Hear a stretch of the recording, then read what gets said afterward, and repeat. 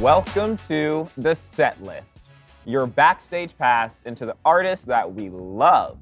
I am sitting here in Miami with one of the hottest new DJs. You like that? Hottest? Yeah, one of the hottest new DJs.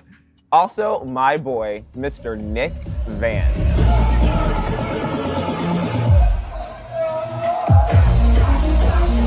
What up, dude? What up, Carter? How are we? I'm good, how are you? I'm extremely hungover.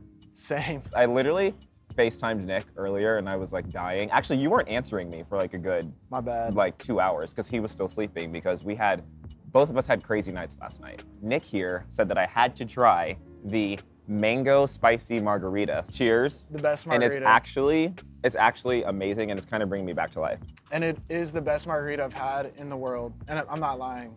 I would agree. This is actually the best margarita in the world. Do you remember when we first met? Yeah, should I tell the story or do you want to Okay, tell the story? you tell the story. I want to hear from your perspective. You tell the story. Twas the night of the VMAs. Was the night. And fortunately enough, Bacardi brought me on to like come to the VMAs. Mm-hmm. And Carter was the interviewer, Yes, broadcaster. the Bacardi host. The Bacardi host. Yes. And we met, clicked, and now we're in Miami doing this podcast. So it's just funny how we go from meeting at Bacardi, doing an interview, and now we're here. I've never watched the show. And when I met Nic, he was just the most inviting, the most warm, charismatic person ever. Like you genuinely were just like, dude, I'm so happy to be here. Like, what's up? My name's Nic, how are you? And we just like completely vibed. All right, so I gotta know, what is life like outside of the villa now for you? Life is good, you know what I mean? It's like less focused on reality TV. It's a lot of, getting into we're going into the 2026 year now. It's focus is like acting, DJing. Acting too? Yeah. Wow, this guy's a triple threat. Who knew? To be Who fair, knew? my IMDb is kind of stacked right now. 35 episodes Love Island, you know. Oh, shit, hell yeah. No, hell yeah. we got a IMDb, Google yeah. commercial. We did Hot Santa with Kim K. It's so dope to see everything that you're doing outside of the show. After being outside of the villa, how are you dealing with just like the spotlight and so many eyes on you and your relationship? Like, how does all that feel? I feel like I have this conversation multiple times a week. Really? Because, there's days that you have like the really good days, you're seeing all the love, and then, you might do one thing and it's, you get a bunch of hate, or it's just a bunch of hate in general. And I actually asked Kim like the other day, I was like, how do you deal with all the hate? I mean, I think at some point, like you care at the beginning, and then, but if you care too much, it's like, you keep going, you're gonna be consumed by it. Yeah. So I think now it's like finding avenues to like, whether it's music, whether it's DJing, whether it's like working out or talking to people like Kim or, my family or my therapist. Then Hey, therapy. Yeah. We love therapy over here. I just started therapy recently. Yeah. And I go like twice a week now. I feel like even if Shout out Ken Howard. Love you. Shout out. Yeah. And even if you don't think you need it, I feel like it's just cool to talk to somebody, because I feel like as men, we're just not very like open in conversation in general. So with like our feelings and emotions, or at least me. So. Yeah. And you're from here. You're from Florida. Yeah, I'm from Miami originally. You're from Miami originally. Yeah. Dude, okay, what was it like growing up in Miami? My mom took me to space when I was 3 years old. I'm just joking. No. We were just talking. I just went to space for the first time like recently, and it was the craziest place ever. So you growing up going to space is amazing. That's a lie. We did not grow up in space, but I actually grew up like kind of near Little Haiti. I don't know that like it was a healthy place for me to be raised. I feel like I was a hellraiser when I lived here. And I was like, how so? I was like 9 years old and like crashing out in school and like class clown, running on desks and stuff. I can see that. You kind of like watch the show and then you think about like the moments in my kindergarten years, and it's like kind of it all makes sense. When did you first get the spark to want to become a nurse? Because you went to nursing school. Yeah. Yeah. How did that start? I think my mom actually was a model in the 90s, 2000s. And then she became a PA when I was born, physician's assistant. Yeah. And I was modeling in high school, and I'm like, I do not know what I want to do with my life. It's like, oh, you should be a nurse. Like, it's super safe. And it's like, okay, try it. It was cool. So your mom is the one who just inspired you to become a nurse? Yeah, so we're living like parallel lives, kind of. Yeah. She never went on Love Island when she was younger, but like. But she could have. She could have. She could have, for sure. Yeah. But so I just did nursing, and I wanted to drop out so many times. Really? Was it super hard? Yeah, extremely. Like, Okay. Yeah. And then that's when Love Island reached out, Mm-hmm. and at this point I was like going through a breakup of like a year or something, and Okay. we were just talking to my buddy. Like, Yeah. I did the trip to Asia, you know, where you go for like a month or 2 months. Was 3 that months. your first relationship before? My second. That was your big second one, relationship. yeah. Okay. So that took a toll on me. Traveled Yeah. the world though, like got a lot of like culture experience, and Mm-hmm. went to a lot of shows. I think like those like year and a half, I had gone to like 60, 70 shows and like found my love for music and DJing. Wow. And like seeing all those Okay. guys in the crowd is like, I always thought like, I want to be like you. Yeah. Like I've seen Diplo like 20 times, and getting to meet him last night, He's the best. it's crazy. He is literally the GOAT. Like going from being like in the pit or whatever to being a backstage baddie is like, Yeah. it's So being a cool. backstage baddie, Yeah, I yeah. love it. I'm shaking it on stage now with John. Okay. So what was the first artist, or what was the first song that made you feel like, okay, wait, I could do this. I want to be a DJ. What could do this? I think it was I think honestly it was like those days in our little like 4-bedroom house where we just whip out like our $100 Serato board, and Uh-huh. we would just like rip it, and for Yeah. 15 of our homies, like all dudes, just like in a dark This room sounds at like 3 the a.m. straightest. Wait, in a dark room at 3 a.m. Yeah, no windows Actually, shut, this sounds kind of fun. Maybe I Phones- should come next time. phones in a bag, like just ripping. This sounds like a dark room. Do you know what a dark room is? It's like a boiler room kind of. No. No. Like a dark room. No. Like at a gay rave. The dark No. room. Wow. But I guess that's. I'm gonna have to take you sometime. Hey, man, It's where I'm like, not- whatever. you know what, we'll talk about that later. All right. That's for a different podcast. That's for a whole different time. Let's have a few more of these, and maybe we'll tell Nick about the dark room. Oh, hey, didn't see you there. It's me, Carter, and I'm interrupting the show to ask you guys to please subscribe. Was there an artist or someone or like a song where it like really inspired you? Or like what made you fall in love with music first? Because like I think back and it was Destiny's Child, Say My Name, Beyonce. Okay. And I was like 5 years old and like, oh my God, I love music. Say like in the EDM space, like for Yeah. me, like EDM's like my passion, and I think there's been a few moments, like Calvin Harris at Ushuaia and Ibiza. Wow. That was like peak moment. Mhm.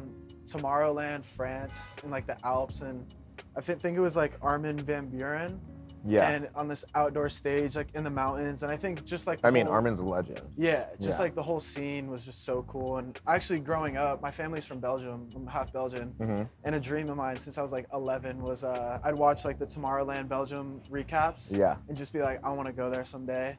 And yeah, I think that like those moments, and each festival had its like special thing, and just cool, just cool shit, man. Dude, well, it's amazing now because you going from being in the crowd at these festivals to now you played one of your first shows, Yeah, did you not? yeah, At I Insomniac? I've played 3 shows now. My first festival was Insomniac Your first festival was It's Insomniac. crazy. It's How crazy. did that feel? How was that? And how did that come about? I mean, I partnered with Beatbox, and we did like the art car, and I wasn't expecting much, but it was like probably 5,000-6,000 crowd. That's insane. That's pretty great. Like Yeah. going from 15 guys in a dark room to You guys, keep going back to this dark room. 15 guys in a dark room? Yeah, Nick? it's not. Is there something else you want to No, tell no, us? no, no. Okay. It's super straight, super straight. Bro, no, super straight. I super swear to straight. God, I swear to No. God. Yeah, hell yeah. Super straight, bro. Yeah. Oh, yeah. No, I'm Not joking. saying. But luckily, Beatbox provides the beverages, so I was real loose on Yeah, that set. yeah. Shirt off, shoes off. But cool, definitely one of those like pinch me moments. And Yeah. I feel like I've had so many of those this year, especially after the show, obviously. Like so many cool opportunities and Yeah. people to meet. So Well, I'm so glad that you're really taking the DJ thing seriously.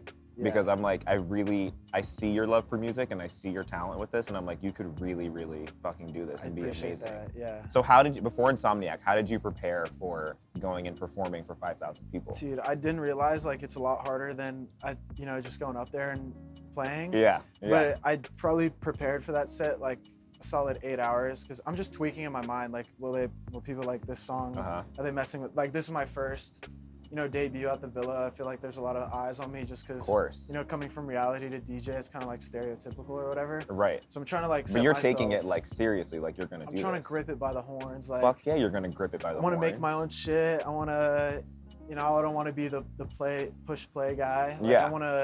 I want to be seen as like Nic the DJ, not Nick from Love Island. And I know like that's obviously what made me like have my platform. So I'm not like, I don't get mad at it. I just think of it as like a tool, a platform that, you know, brings me other opportunities. But like 5 years down the road, like the vision is to be Nic the DJ. So, Hell yeah. And I mean, dude, you are a developing artist now. And so I think for you too, looking up to the artists that you have mentioned, Diplo, Armin van Buuren, it's like, those are two legendary DJ artist producers who've been in the game for 20 plus years. And it took them a while to develop. So as long as you like keep your head down and just really dedicate yourself to the craft, you're gonna be incredible. Do you have like a dream collaboration? Yeah, Subtronics. Subtronics, bro. Well, now you know Subtronics. I know him personally. Yeah. But I want to, like I said, hone in on the craft before I like go up to him and be like, "Yo, can we make a song together?" Yeah, let's get. I want to be able to like have like good input and like perfect a song with him. Yeah. Because that man, he can do anything. He's so fire. Man is a wizard of Ableton's. In the EDM space, where does your ear go to most? It's definitely like that heavy bass, like heavy shit. Heavy The shit. dubstep shit. Yeah. Like, the first person who made me fall in love with dubstep was Skrillex. And when I first heard, what's the song, Monsters, Scary Monsters, Sprites, Scary. I was like blown the fuck away. Yes! Oh my God! You're gonna be incredible, and I can't wait to see next year you going on a college tour. Yeah. We'll see. And then 2 years from there, you playing Coachella. Nic Vance, main stage, Coachella, 2027. Watch. You heard it here first. So also, I wanted to ask, what artists are you listening to right now that you're like in love with, besides Subtronics? Besides Subtronics? Yeah. EDM or just anything? Anything. There's this guy, it's a group, Arc de Soleil. It's very like, it's just guitar. Arc de Soleil? It's just Arc de Soleil. Arc de Soleil. Wait, put me on. Just guitar, very relaxing. Okay. That's the vibe I'm on lately. Yeah. But in the EDM space, besides Subtronics, Odd Mob. I've been listening to some Odd Mob is sick. They're on the come Odd up. Mob is sick. I mean, they're already up, but they're like on the come No, up. I have a lot of friends who are loving Odd Mob. Yeah, Yes. really fire. Okay, and I also have to ask, how are you in Olandria? Of course. Great, yes. Our girl. My backstage baddie. Yes, the other backstage baddie. Yes. She's good. She's always there supporting you. Yeah, she came to my very first set ever. She's like massively supportive through all of it.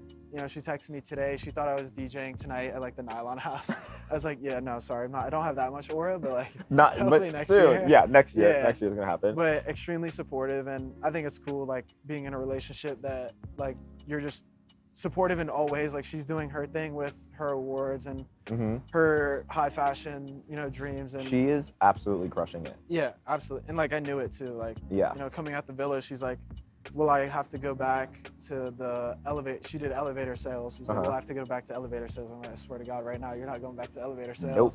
I didn't even see like the, you know, social media or whatever at that point. I just knew like, she's a superstar and she's fucking crushing it. So it's so amazing to see you guys and how much you guys love and support each other. It's a real story of finding love with someone, and I just think it's such an amazing thing for everyone to see. And so why do you think people are so invested in your guys' relationship? It's so many different things. It's one, like watching the show, you're watching, you know, what you think is a lot. Like, we spent a lot of time together, and you're watching every step of the relationship. Have you ever watched it back? No, just the finale. Just the finale, okay. But I think like it's the interracial aspect. People are like just curious in general. I also think it's like the dynamic of coming off, like, you know, I hate to say it, but like one of the bigger shows of the year.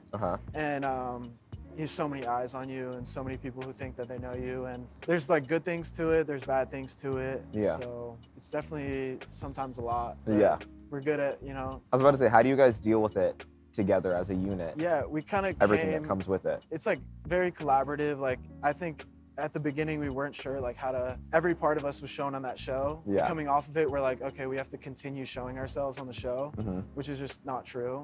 So now it's like very private, very like, we don't really even post because it's just a lot of that parasocial, like, it's hate. A lot. And you know, one way or another, people are going to be upset. Like we don't post enough, or we post too little, or it's like, it's this or that. It's real, it's not. And it's just come to the point where it's easier to enjoy ourselves, enjoy it Yeah. privately, and you know, like a normal relationship. Like, Yes, as it I should think be. we really forget sometimes that we don't have to like share as we did on the show. Yeah. So it's cool to have our privacy. Seeing you guys in moments not in front of a camera and seeing how you guys are together, Yeah. it's really special what you guys have. It really, Appreciate really is that. special. And also, you brought up the being in an interracial relationship. I mean, I just think it's so incredible for the world to see two people who look like this Yeah. with you guys and being in such a loving relationship. It's like, And it's really, really beautiful. So I did this tour like the first 2 months after the show, and we went to like 35 different cities or 40 cities, whatever Yeah. it was. Met so many people in person, and like the amount of letters we were getting just about that simple like fact, it was like so healing for people. Yeah. Yeah, dude. And you know, she comes from like a town in Alabama where like, you know, people who look like us aren't together. Dude, we're all And- from the South. Yeah, We're exactly. all from the South, yeah, Bama, so- yeah, so it's cool. I think it's really healing for people, and I know that because that's what I hear from people, and I've had some like beautiful, beautiful letters. Yeah. Yeah, it's just cool to see like how like healing it is for people, and I think that's like a beautiful part of it. It's really, really amazing, dude. I love you guys. Nic Olandria. Yep. That's There my you go, Nic from Olandria. Nic from Olandria. Nic, thank you so much for being on the set list. Cheers. This is a great time. You're an amazing guy. You're a great friend, and you're going to be an incredible DJ. Thank you. And I'm Cheers, very bro. excited Thank for you. what next year is going to bring you. Nic the DJ.